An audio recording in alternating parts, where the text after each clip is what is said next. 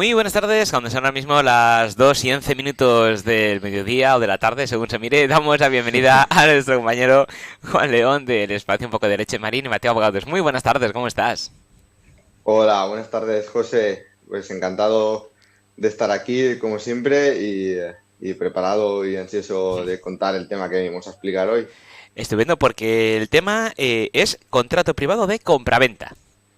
Sí, así es. Vamos a hablar del incumplimiento del contrato privado de compraventa, Ujú. porque en ocasiones, pues las partes, por el motivo que sea, firman un contrato de compraventa privado. Esto es un documento normal y corriente donde cada uno, pues, dice o pone las cláusulas correspondientes y firman la compraventa de un inmueble, ¿vale? Nos vamos a centrar en la compraventa de inmuebles, ya sea de vivienda o local comercial, en contrato privado. En estos casos, pues se hacen porque igual las partes tienen confianza entre sí, o porque no quieren ir al notario, por cualquier cosa, o porque existe algún defecto y no se puede ir al notario, en fin, por cualquier situación, pero que luego con el transcurso del tiempo, pues puede ser que alguna de las partes incumpla y la otra pues se vea de alguna forma desamparada, porque no sabe muy bien cómo se regula en estos casos la situación de incumplimiento en el caso de que la compraventa de un inmueble esté recogida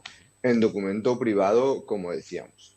Pues bien, lo primero que tenemos que ver es cuáles son las diferencias entre un contrato de compraventa privado y un contrato de compraventa público. Bien, pues el contrato de compraventa público es lo que todo el mundo conoce como la escritura notarial de compraventa, ¿de acuerdo? La escritura notarial de compraventa, pues es donde se recoge todas las cláusulas de esta compraventa de inmueble y donde el notario ya de alguna forma revisa, por así decirlo, o ve que ese inmueble reúne todos los requisitos, ya sean jurídicos o de cualquier otro tipo. Por norma general, es el notario el que comprueba que todo está correcto y realiza la compraventa en escritura notarial, ¿vale? Es donde las partes transmiten de alguna forma el inmueble, realizan la compraventa. Bien, esta escritura de compraventa es la que nos permitirá inscribir nuestra titularidad en el registro de la propiedad. ¿De acuerdo? Y esto es importante porque la inscripción en el registro de la propiedad no es la transmisión de la propiedad en sí, pero sí que nos permite oponer nuestra propiedad frente a terceros. Por ejemplo, nos permitirá evitar. ¿Qué significa esto, no? De oponer nuestra propiedad frente a terceros. Bueno, pues significa que nosotros vamos a decirle a todos que somos el propietario y nadie nos va a poder discutir esto. ¿Y para qué servirá? Pues, por ejemplo, nos hemos encontrado con ocasiones que se ha comprado un inmueble, no se ha en escritura pública, no se ha inscrito en el registro de la propiedad y con posterioridad ese vendedor, ese antiguo vendedor, pues tenía deudas, tenía acreedores y esos acreedores han trabado embargo sobre esa inscripción, sobre ese inmueble, sobre esa antigua inscripción y han terminado embargando el inmueble que ya no era parte, ya no era propiedad de ese antiguo vendedor, sino que era la propiedad del nuevo comprador. Pero como no inscribió su titularidad, pues en el registro todavía constaba esa antigua titularidad. Pues con el registro lo que conseguimos es eso. Igual también en el caso de la doble venta, porque claro, esto es un supuesto muy rebuscado, pero puede darse que si uno vende en escritura pública y ese nuevo comprador no inscribe su titularidad, pues en el registro todavía constará que el vendedor, que el propietario es el antiguo vendedor y este puede vender de nuevo a cualquier otra persona. ¿De acuerdo? Entonces, esta es la importancia de la inscripción en el registro de la propiedad. Otra de las particularidades también de la escritura pública de compraventa es que con con la escritura pública, con la escritura notarial, es cuando se transmite la propiedad, ¿vale? No adquirimos, o sea, en este caso se adquiere, el nuevo propietario adquiere la propiedad con la escritura, ¿de acuerdo? Y esto es una diferencia que ahora veremos. Respecto del contrato privado de compraventa. Bien, el contrato privado de compraventa, pues los requisitos que tiene que cumplir, como cualquier otra compraventa, es que se identifique bien el objeto, ¿de acuerdo? Que se estipule el precio de la compraventa y que se acuerde o que se plasme ese pacto de voluntades entre las partes. Estos son los requisitos que tiene que cumplir el contrato de compraventa privado. Las diferencias, las principales diferencias o particularidades son que el contrato privado, en primer lugar, el contrato privado de compraventa no se puede inscribir en el registro de la propiedad, no nos sirve para acceder al registro de la propiedad. Tendríamos que ir a la escritura pública, ¿de acuerdo? En este caso. Bien, ¿esto que posibilita? Pues también, como veníamos diciendo, que el propietario que ha vendido, pues que lo venda varias veces, porque claro, como no podemos inscribirlo en el registro de la propiedad, pues nadie sabe de quién es ese inmueble, nadie puede poner frente a terceros la propiedad, por tanto nadie sabe bien exactamente de quién es ese inmueble. Entonces habría que discutirlo en un procedimiento judicial. Esta es una de las particularidades respecto del contrato privado de compraventa, y otra de las particularidades que lo diferencia del contrato público es la transmisión de la propiedad. Y es que con el contrato privado de compraventa no se transmite la propiedad. Nosotros podemos firmar un contrato de compraventa de un inmueble, pagar el precio y la propiedad seguirá siendo del vendedor. ¿Cómo se transmite la propiedad? La propiedad se transmite con lo que se conoce como la traditio. La traditio es, en latín, ya digamos, un acto solemne que practicaban de derecho romano, que se practica desde hace muchísimo tiempo, y la traditio consiste en pues, la transmisión de la propiedad. Ese acto solemne, tanto en derecho romano antiguamente de los romanos como en la actualidad, la traditio en el contrato de compraventa privado es la entrega de la posesión o la entrega de llaves. Entonces, en un contrato de compraventa privado, la parte compradora adquiere la propiedad con la entrega de la posesión, esa entrega de llaves. A diferencia del contrato público de compraventa, que la traditio o la escritura, digámoslo así, la escritura pública notarial equivale a la traditio, a esa entrega de llaves. ¿De acuerdo? Y ahora vamos a ver qué diferencia existe entre el contrato de arras y el contrato privado de compraventa.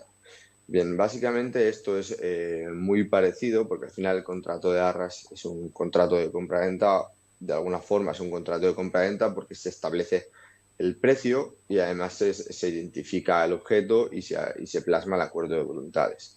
Entonces, la diferencia principal, o podemos decirlo de esta forma, que las arras realmente son un contrato privado de compraventa con un pacto de arras, que en función del sentido que le quieran dar las partes a esas arras, pues lo que hacen es, en vez de pagar el precio en su totalidad, pues hacen un pago a cuenta, o bien lo que hacen es facultarse para de alguna forma resolver o desistir de ese contrato de compraventa. Esto en el contrato de compraventa privado no ocurre. Es decir, las partes no pactan un plazo para elevar en principio no pactan un plazo para elevar a público o no pactan un pago a cuenta, sino que lo que pactan es un precio, salvo excepciones como puede ser, por ejemplo, un pago aplazado. Pero sobre todo no tienen ese pacto de arras donde una de las partes puede desligarse desistiendo del contrato. ¿De acuerdo? Entonces la diferencia es muy sutil, pero es básicamente el pacto de arras. Por lo demás, vendría a ser lo mismo. ¿De acuerdo? Y ahora vamos a ver qué posibilidades de incumplimiento tienen las partes. Bueno, pues en primer lugar, puede incumplir este contrato el comprador. Y el incumplimiento del comprador es básico, se reduce únicamente o prácticamente al pago del precio. Es decir, puede ser que en el contrato de compraventa privado se establezca un pago aplazado o simplemente que en el momento de la compraventa pues todo se haga, firmar, entregar la posesión y demás, pero hay una parte del precio que el comprador pues no la lleva encima o no la tiene o no la paga en ese momento o lo que sea, ¿no? Pero se reduce al pago del precio. Bien, pues en caso de falta de pago del precio total o parte de ello, el vendedor lo que podrá hacer es o bien solicitar el cumplimiento del contrato con el pago del precio o bien solicitar la resolución contractual y restitución de las prestaciones. ¿Esto qué significa? pues que se devuelven las cosas. El vendedor recuperaría la cosa entregada y debería devolver al comprador la parte del precio que le haya satisfecho. Ujú. Bien, y ahora vamos a ver las posibilidades de incumplimiento del vendedor, porque en este caso sí que son más, ¿vale? Se complica un poco y son varias, ¿de acuerdo? Así de forma resumida. Entonces, el vendedor puede incumplir en cuanto al plazo, porque las partes pueden emplazarse, pues, por ejemplo, para elevar a público o para cualquier cuestión, y dentro de ese plazo, pues el vendedor no cumple con ello, por lo que sea, y entonces el comprador tendrá que reclamar, ¿de acuerdo? Otra posibilidad de incumplimiento es en cuanto a la titularidad. Puede ser que el vendedor no sea el titular real, porque igual ahí en el contrato de compra-venta dice que es titular del bien, pero realmente no lo es. Pues porque la herencia, por ejemplo, es un bien de herencia y la herencia todavía no está hecha, aunque sus padres o los causantes han fallecido ya, pero la herencia no la han hecho en ningún momento y por tanto registralmente o de alguna forma ese vendedor no es el propietario. Por tanto, esto sería un incumplimiento en cuanto a la titularidad.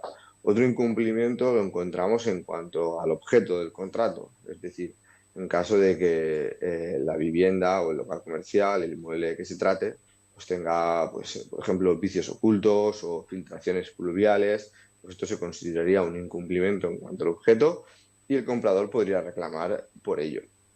Y otro de los incumplimientos típicos con los cuales nos podemos encontrar en estos casos es en cuanto al plazo de entrega del inmueble. Es decir, nos estamos refiriendo en este caso al típico supuesto en el cual compramos un inmueble a una promotora que está construyendo el edificio, los apartamentos, en fin, lo que sea, y todavía no lo he terminado, pero mientras tanto, pues los está vendiendo todos en documento privado, con pagos aplazados y mientras tanto, pues todavía no ha terminado la obra y se establece un plazo final de entrega de esa obra, de esos apartamentos, de esos inmuebles. Bien, pues puede darse el caso, y es el típico caso, que la promotora, pues durante el transcurso, pues no consiga cumplir con el plazo o bien que entre en quiebra de alguna forma se extinga o no entregue esos apartamentos y tampoco devuelva esas cantidades que se han entregado a cuenta.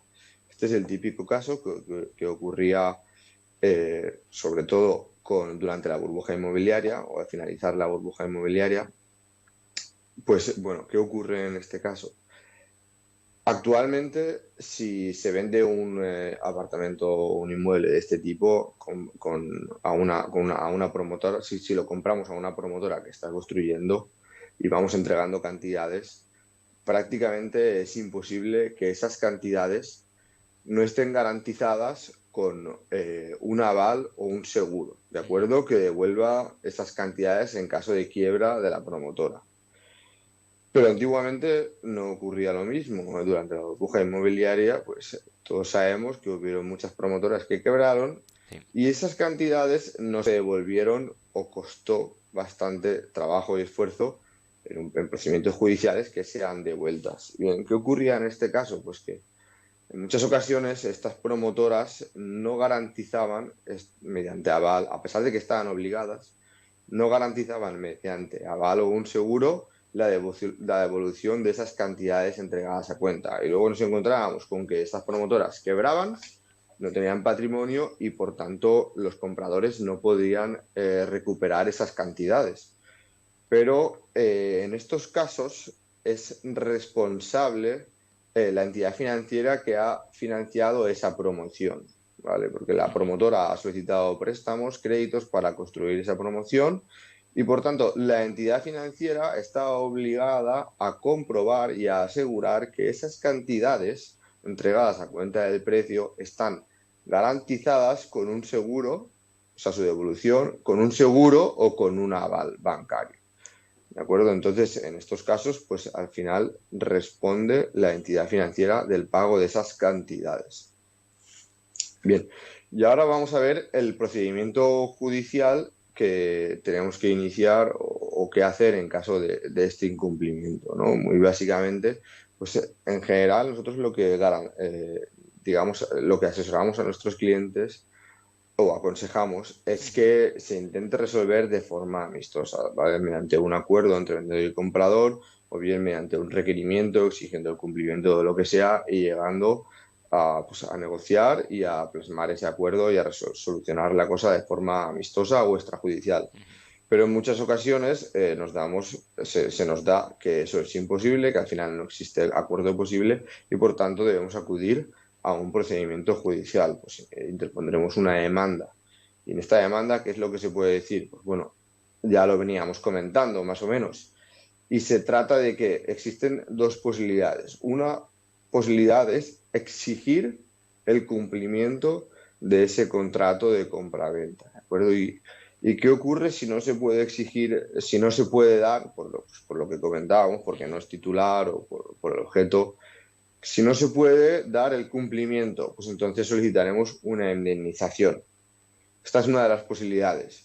Y otra de las posibilidades es optar directamente por la resolución contractual. Y en este caso, lo que pediremos es la devolución de las prestaciones. Es decir, lo que comentábamos antes, que el comprador deberá devolver la cosa objeto del contrato Ujú. y el vendedor deberá devolver las cantidades entregadas a cuenta del precio.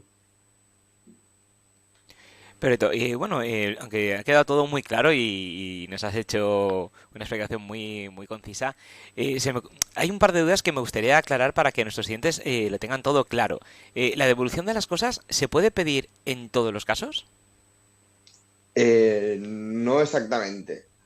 La devolución de las cosas, que sería, digamos, la consecuencia de la resolución contractual, Ujú. se puede pedir únicamente cuando el incumplimiento es de carácter esencial. Es decir, por ejemplo, si el objeto del contrato está perfectamente, pero tiene, pues no sé, una grieta o una mano de pintura que no está Ujú. bien, le falta una mano de pintura, por ejemplo. Pues si este incumplimiento no es de carácter esencial, grave, no se puede solicitar la resolución contractual. Ujú. Y hemos hablado también, o has hablado, mejor dicho, de la doble venta. Entrando en este punto, ¿quién tiene preferencia con el bien en caso de la doble venta?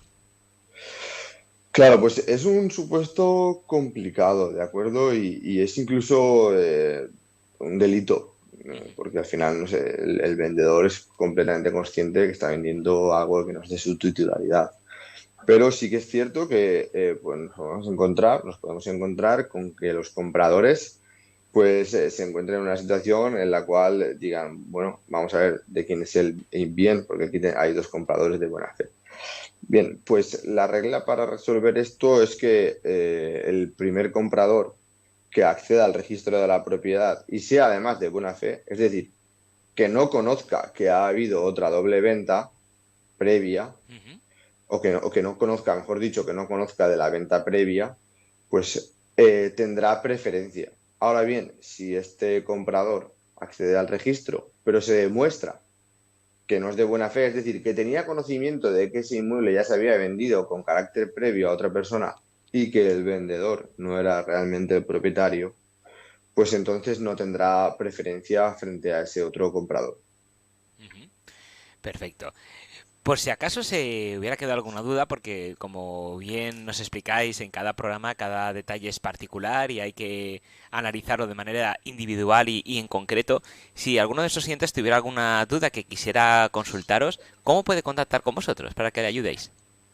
Sí, pues cualquiera de nuestros oyentes que tenga dudas al respecto y que necesite un asesoramiento, pues puede contactar a través de nuestra página web www.marinimatoabogados.es o simplemente llamando al teléfono 96 320 28 76 y con mucho gusto atenderemos todas las consultas que se nos puedan plantear. Estupendo, pues muchísimas gracias, un placer como siempre y nos vemos y escuchamos en el siguiente programa. Pues muchas gracias, José, te mando un saludo y nos vemos en el siguiente programa. Muy bien, buenas tardes, hasta luego. Adiós.